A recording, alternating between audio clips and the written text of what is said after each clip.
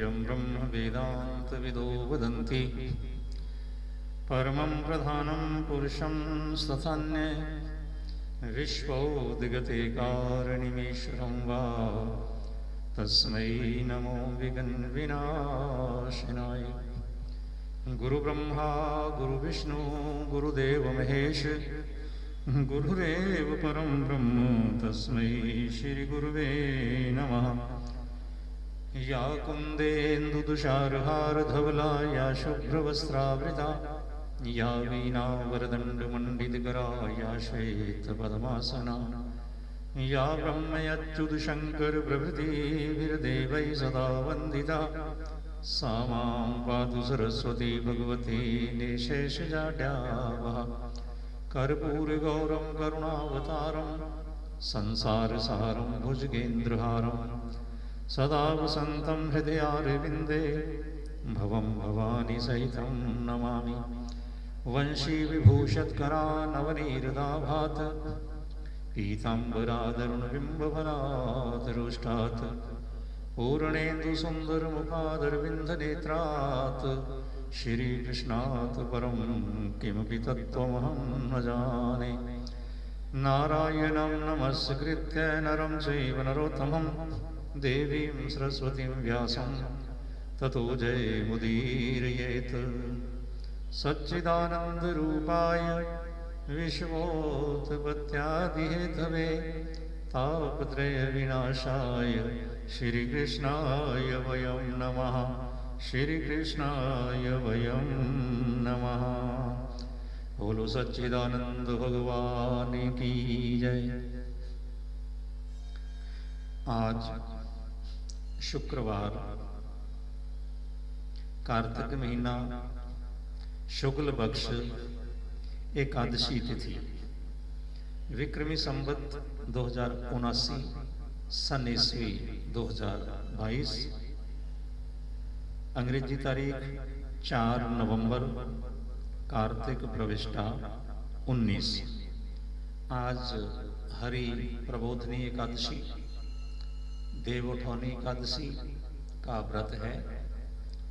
आज के दिन भगवान जी का व्रत रखना एकादशी का बहुत ही उत्तम बहुत श्रेष्ठ कहा गया है। और जो पंच भीष्म का स्नान प्रारंभ करते हैं उनके लिए आज से ही ये स्नान प्रारंभ हो जाएगा। 5 दिन तक भगवान के मंदिर में पीपल पर तुलसी गौशाला पानी वाली जगह पर दीपक जलाना भगवान जी का पूजन करना 5 दिन स्नान करके भगवान का सिमरन करना ये विशेष लाभदायक है। तो आज एकादशी का व्रत है। पंचभीखु का स्नान आज से प्रारंभ हो रहा है। बोलो सच्चिदानंद भगवान की जय। सूत जी महाराज से ऋषियों ने प्रश्न किया था कि महाराज भगवान नारायण जी को प्रसन्न करने वाला कोई सर्वोत्तम सर्वश्रेष्ठ व्रत उसके बारे में आप हमें सुनाएं। पंचभीषम का व्रत सूत जी महाराज ऋषियों को बता रहे हैं और भगवान जी ने कैसे इस व्रत का नियम बताया सूत जी उसका वर्णन कर रहे हैं। सूत जी कह रहे कि हे ऋषियों, जैसे भीष्म जी ने भगवान श्री कृष्ण जी से प्रश्न किया था कि प्रभु आप पांडवों के वश में कैसे हो, तो भगवान जी ने भीष्म पितामह को जो प्रसंग सुनाया सूत जी कह रहे हैं कि ऋषियों वही प्रसंग आपको मैं सुना रहा हूं। जैसे कल की कथा में प्रसंग आया कि 5 ब्राह्मण अवंतिका नगरी में जो रहने वाले थे चलते चलते मथुरा जी में पहुंचे, राज दरबार में गए, वहां वे बहुत सुंदर गायन किया। जो वहां पे नर्तकी थी, नृत्य करने वाली, उसके मन में जिज्ञासा पैदा हुई, मन में इच्छा पैदा हुई कि ये ब्राह्मण कितना सुंदर गायन करते हैं, मैं भी इनसे अपनी विद्या का आदान प्रदान करूं, इनसे कुछ ग्रहण करूं। तो उसने अपने एक सखी को कहा कि जाकर के इनसे समा स्थान उसके बारे में पता करो कि ये ब्राह्मण मुझे कहां पे ज्ञान दे सकते हैं। तो उन ब्राह्मणों ने एक जगह निश्चित की और उसकी सखी को कहा कि अपनी जो नर्तकी कदम्बनी है उसको बोलो कि मथुरा नगरी के बाहर जमुना जी के पावन पवित्र स्थान पर तट पर एक ब्रह्मचारी वास करते हैं, और वो ब्रह्मचारी जिन्होंने अपने मन, बुद्धि, चित्त, अहंकार और 10 इंद्रियों को अपने बस में किया हुआ है, ऐसे नैष्टिक ब्रह्मचारी की कुटिया में भगवान का पूजन होता है। तो हम भी जमुना किनारे बैठ करके ये ज्ञान एक दूसरे को देंगे। समय निश्चित हो गया, रात्रि का समय। तो पहले दिन सूत जी कह रहे कि ऋषियों, जो उनका समय निश्चित हुआ था उस समय के अनुसार कादम्बनी वहां पे पहुंची, और कदम्बनी ने वहां पे पहुंच करके एकादशी तिथि को ऋषिवर को प्रणाम किया, और जो 5 ब्राह्मण थे उनमें से कवि नाम वाले जो ब्राह्मण थे ना, वो भी वहां पे पहुंचे, कादम्बनी के साथ महामुनि को प्रणाम किया। और एकादशी तिथि थी, सारा दिन उन्होंने भगवान जी का व्रत किया था। रात्रि काल में उसी महात्मा के साथ बैठ करके उन्होंने पूजन किया। पूजन करके षोडशोपचार 16 प्रकार से भगवान की अर्चना वंदना की, और भगवान का भजन कीर्तन वहां पे प्रारंभ किया।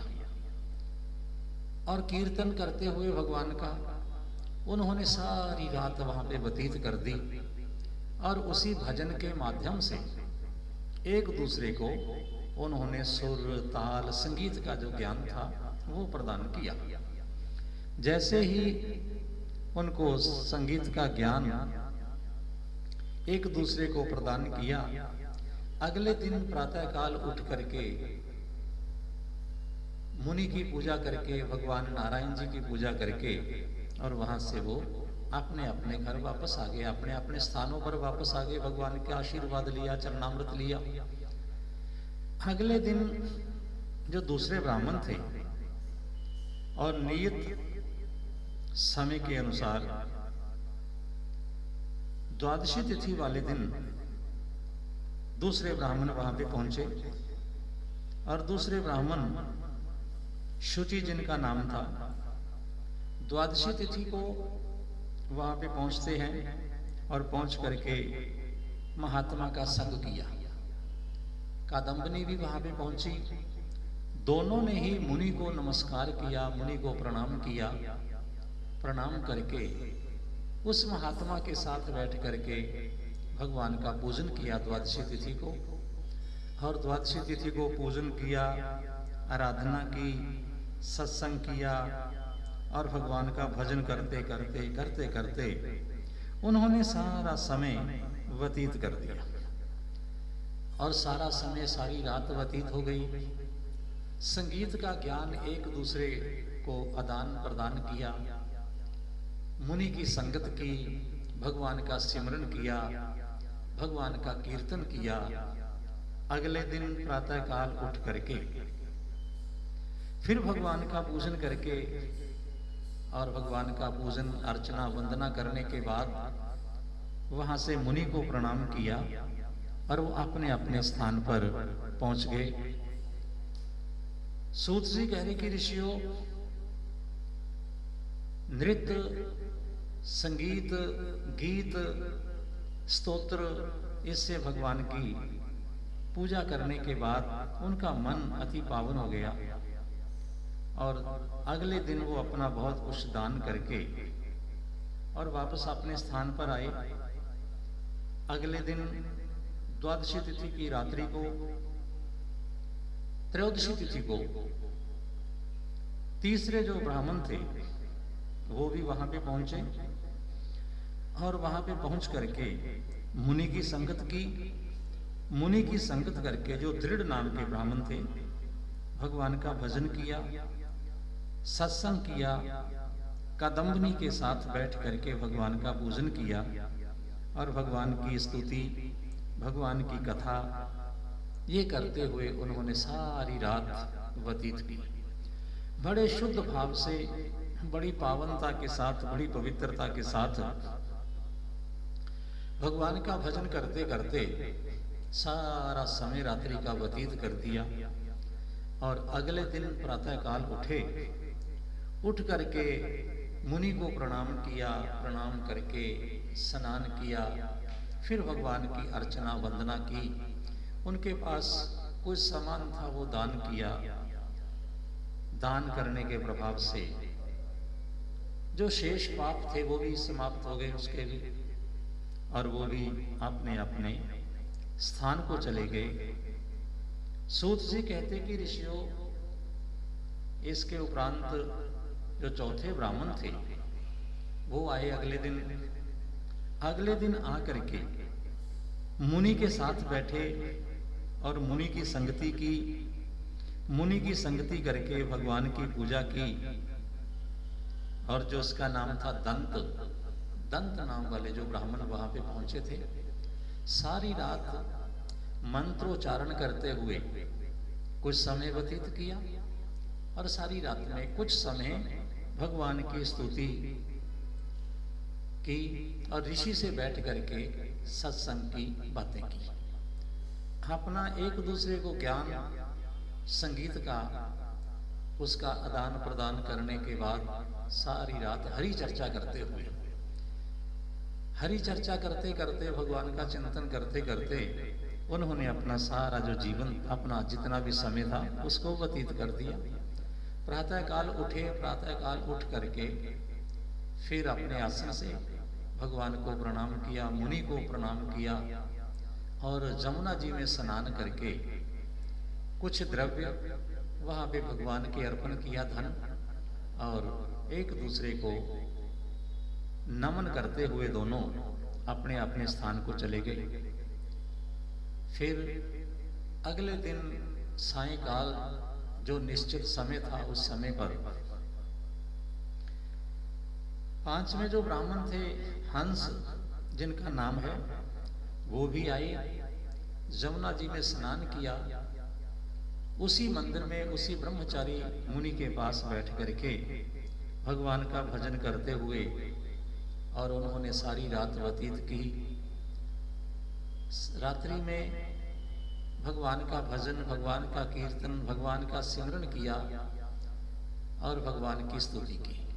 श्रवणम कीर्तनम, तो भगवान कहते कि श्रवण यानी कि मेरी कथा को सुनना। कीर्तन का मतलब क्या है? कोई हम ढोलक बाजा लेकर के, छैने लेकर के किसी भगवान के नाम का उच्चारण करे, इसी को ही कीर्तन नहीं कह देते। वो भी एक नाम जप है।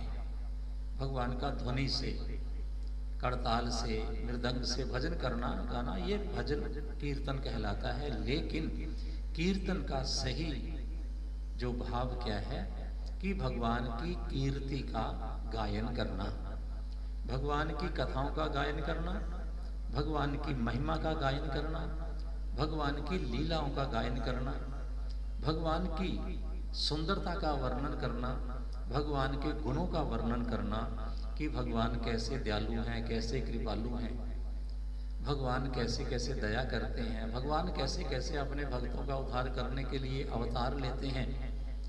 ये जितने भी कर्म हैं जो हम भगवान के निमित्त करते हैं, भगवान के लिए करते हैं, उन सभी कर्मों को कीर्तन ही कहा जाता है। उनका भाव कीर्तन ही है कि हम तन के द्वारा भगवान की कीर्ति का गायन कर रहे हैं, भगवान की सेवा कर रहे हैं। तो ये पांचों जो ब्राह्मण थे, 5 दिन एकादशी से लेकर के पूर्णमासी तक एक एक करके हर रोज की रोज वहां पे आए और ऋषि का संग, मुनि का संग, महात्मा का संग, क्योंकि तुलसी संगत साधु की कटे कोटि अपराध।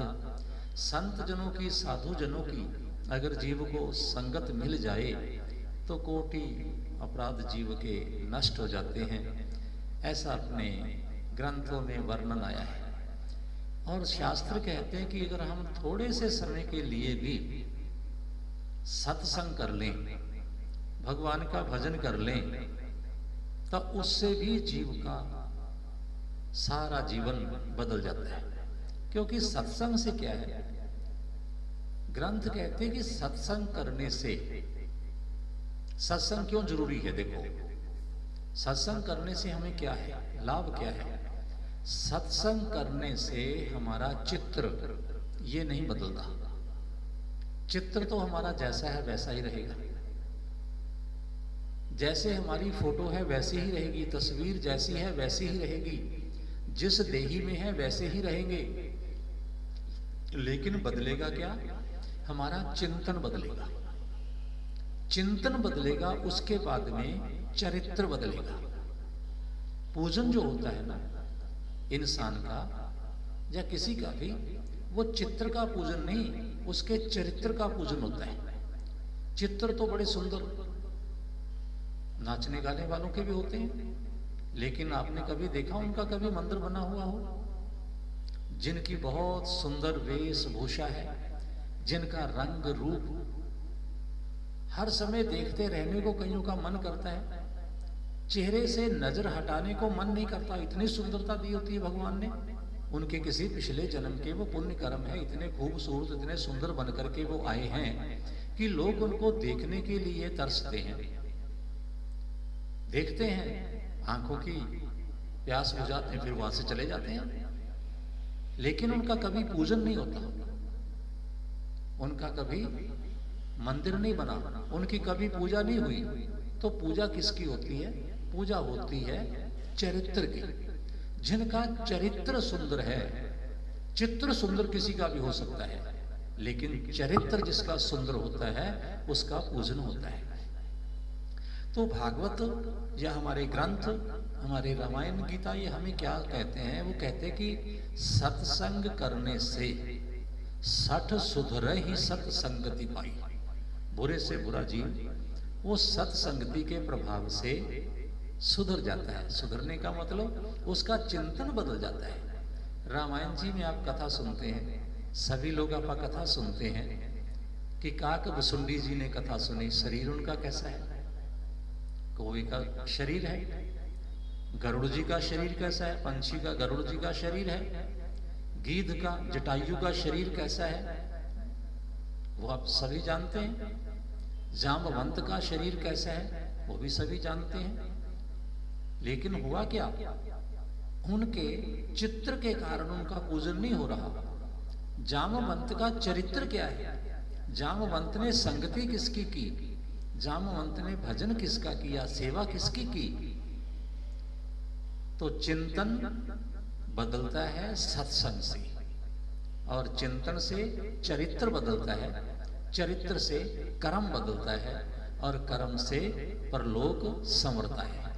तो इसलिए सबसे पहले क्या है कि संत जनों का संग करना ये जरूरी है। शक्ल तो वैसी रहेगी, लेकिन अंदर का जो स्वरूप है, जो अंदर का भाव है, जो अंदर के विचार हैं, वो बदल जाएंगे। जो प्राणी निमिष मात्र भी कहते हैं ग्रंथों में कि पलक झपकते हैं ना, इतना समय भी अगर कुछ सत्संग कर ले, मन में वैराग्य पैदा हो जाता है। किसी एक जरा सी ठोकर से मन में वैराग्य पैदा हो जाता है। वैराग्य पैदा होते ही चिंतन बदल जाता है, चिंतन बदलते ही चरित्र बदल जाता है, और चरित्र बदलते ही भगवान प्रकट हो जाते हैं। जिसका सुंदर चरित्र है, जिसका चिंतन सुंदर है, तो भगवान उसको प्राप्त करते हैं, उसको प्राप्त हो जाते हैं। भगवान उसको बड़े आसानी से मिल जाते हैं। तो अपने चित्र की बजाय अपने चिंतन को और चरित्र को सुंदर बनाना ये अनिवार्य है। और इन सभी पांचों ब्राह्मणों ने क्या किया? संत जन का संग किया। और वो भी संत भी कैसे थे? नैष्ठिक ब्रह्मचारी, जिनका चित्र भी, जिनका चरित्र भी, जिनका चिंतन भी, सभी चीजें जिनकी बड़ी पावन हैं, बड़ी पवित्र हैं, ऐसे संत का उन्होंने संग किया। पांचों ब्राह्मणों ने एक एक दिन उनका संग किया और संग करने के बाद जो कुछ उनके पास था वो उन्होंने दान कर दिया। एकादशी, द्वादशी, त्रयोदशी, चौदश, पूर्णमासी को पांचों के ब्राह्मण जो ब्राह्मण थे उनके मन में वैराग्य पैदा हो गया। अरे हमें जो भगवान ने यहाँ पे भेजा है तो हम द्रव्य इकट्ठा करने के लिए यानी धन संग्रह करने के लिए ही अपने गुणों का प्रयोग कर रहे हैं, क्यों ना हम भगवान का चिंतन करें। मन में ऐसा वैराग्य हुआ, मन में ऐसा ज्ञान पैदा हुआ, सब कुछ छोड़ छाड़ के ओम नमो भगवते वासुदेवाय इस महामंत्र का जाप करने लगे और विरक्त हो गए। सूत जी कह रहे कि ऋषियों समय आया, समय के अनुसार उन्होंने भी अपना शरीर त्याग दिया और वो जो कादम्बनी नाम की स्त्री थी उसने भी अपना शरीर त्याग दिया। पांचों ब्राह्मण और कादम्बनी जो नर्तकी थी देवलोक में चले गए। देवलोक में जैसे ही गए और वहां पे बहुत देर तक उन्होंने वास किया। वास करने के बाद जब प्रभु यहाँ पे अपना प्रकट होने वाले थे तो उस समय जो हंस नाम वाला ब्राह्मण था उसने आंवले के नीचे बैठ करके श्राद्ध किया था अपने पितरों का। अगले जन्म में वो युधिष्ठिर बना। जो मित्र नाम वाला ब्राह्मण था, एकादशी तिथि को जिसने जागरण किया था, रात्रि को भगवान का संकीर्तन किया था, वो अगले जन्म में अर्जुन बने। और जो शुचि नाम वाले ब्राह्मण थे वो सहदेव, और दंत नाम वाला जो ब्राह्मण था वो अगले जन्म में नकुल बना। और जो दृढ़ नाम का ब्राह्मण था अगले जन्म में विशाल काय, बहुत बड़े शरीर वाले, बड़े ताकतवर, बड़े शक्तिशाली भीमसेन के रूप में यहाँ पे वो अपना जन्म लेकर के आए। ये पांचों ब्राह्मण फिर इकट्ठे एक ही जगह पर इनका जन्म हुआ, जो पांच पांडव कहलाए। और जो उनके साथ में कादम्बनी नाम की स्त्री थी जिसने पांचों ब्राह्मणों के साथ संग किया था भगवान का भजन करने में, तो वो द्रौपदी बन करके आई और पांचों पांडवों की वो पत्नी बनी। सूत जी कह रहे हैं कि ऋषियों, भगवान श्री कृष्ण ने स्वयं भीष्म पितामह जी से कहा कि हे भीष्म जी, ये पिछले जन्म में इन्होंने कार्तिक महीने के जो अंतिम 5 दिन हैं, एकादशी से लेकर के पूर्णमासी तक मेरा व्रत किया है। और जो प्राणी इस व्रत को करता है ना श्रद्धा से, भावना से, शुद्धि से, तो मैं कभी उसका साथ नहीं छोड़ता, मैं उसकी इच्छा के अनुसार ही चलता हूं। ये मुझे वश करने का सबसे सरल तरीका है। तो भगवान को अगर वश करना है तो भगवान को प्रेम भाव से तो हम अपने काबू में, वश में कर सकते हैं, और कोई साधन नहीं है। ये व्रत, जप, तप, नियम, ये जितने साधन हैं सर्वोपरि उत्तम है। और भगवान प्रेम भाव के भूखे हैं। जो प्रेम से उनका व्रत करता है, जो प्रेम से उनके निमित्त दान करता है, जो प्रेम से उनका कीर्तन करता है, जो प्रेम से उनकी कथा सुनता है, जो प्रेम भाव से उनकी कथा का वर्णन करता है, भगवान की कीर्ति का गायन करते हैं, सुनते हैं, तो उनके ऊपर भगवान की अतिशय कृपा होती है। तो भीष्म जी से भगवान कह रहे हैं कि इन पांचों पांडवों ने पिछले जन्म में मेरा व्रत किया था, पंचक व्रत इसको कहते हैं, और उसी की वजह से मैं इनके सदैव अधीन रहता हूं। तो प्रभु को अधीन करने के लिए और कोई उपाय नहीं है। तो भगवान कहते हैं, भीनी भीनी प्रेम की डोर मोह से तोड़ी ना छोड़ी जाए। ये जो प्रेम की डोरी है, प्रेम से जो भी मेरे को भजता है तो मैं उसको कभी छोड़ करके नहीं जा सकता। ये मेरा प्रण है, ये मेरा दृढ़ निश्चय है, ये मेरी प्रतिज्ञा है कि मैं उसको कभी छोड़ता नहीं।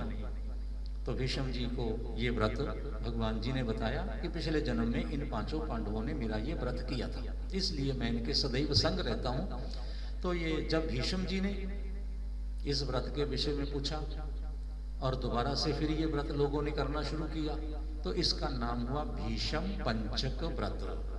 तो भीषम पंचक व्रत में नित्य प्रति उठ करके भगवान जी का ध्यान करते हुए स्नान करना, स्नान करने के बाद बड़ी श्रद्धा भावना से जो पूजा सामग्री है वो लेकर के प्रभु के मंदिर में जाना, प्रभु के मंदिर में जाकर के भगवान का पूजन करना, और भगवान का पूजन करते हुए भगवान की कथा का श्रवण करना, और नियमित रूप से कथा श्रवण करते हुए भगवान का संकीर्तन करना, नामोच्चारण करना, 5 दिन तक नीचे जमीन के ऊपर आसन लगा करके शयन करना, सोना, शुद्धि के साथ, पवित्रता के साथ, ब्रह्मचर्य के साथ। ब्रह्मचर्य का भाव मैंने पहले भी बताया था कि ब्रह्म की ओर चलना, इंद्रियों का भी ब्रह्मचर्य रखना जरूरी है, और ब्रह्मचारी ब्रह्म की ओर चलना भी है।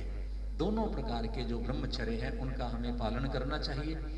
और इन दिनों में अखंड दीपक जलाना भगवान जी के सन्मुख, जो दीपक दिन रात जलता रहे, ऐसा सुंदर स्थान बना करके इस दीपक को हम तिलों का तेल, मीठा तेल, उससे प्रज्वलित कर सकते हैं। 5 दिन तक अखंड दीपक जलाने से कभी घर में लक्ष्मी की कमी नहीं आती। लक्ष्मी दिनों दिन घर में बढ़ती है। जिस घर में सदैव अपने दीपक जलता है, अखंड दीपक जहां पे जलता है, जहां पे अखंड अग्नि प्रज्वलित रहती है, तो उस घर को त्याग करके देवता कभी भी नहीं जाते। उस घर में देवताओं का सदैव वास रहता है। तो ज्यादा तो आप गृहस्थी लोग इस समय में नहीं कर सकते, लेकिन ये 5 दिन अगर हो सके तो अपने घर में या धर्म स्थान में किसी मंदिर वगैरह में 5 दिन तक लगातार दिन रात जलने वाला अखंड दीप ये जलाना चाहिए। नीचे शयन करना चाहिए और भगवान का ओम नमो भगवते वासुदेवाय इस मंत्र का ज्यादा से ज्यादा जाप करना चाहिए। इसके अतिरिक्त ये 5 दिन के व्रत हैं, और इसमें 5 दिन अगर व्रत संभव ना हो सके, एक पहले दिन निराहार व्रत रखना चाहिए एकादशी का, और बाकी के जो 3 दिन हैं उनमें फल और दूध ले लें, और फिर पूर्णमासी को व्रत रख लें। ये 5 व्रत हैं।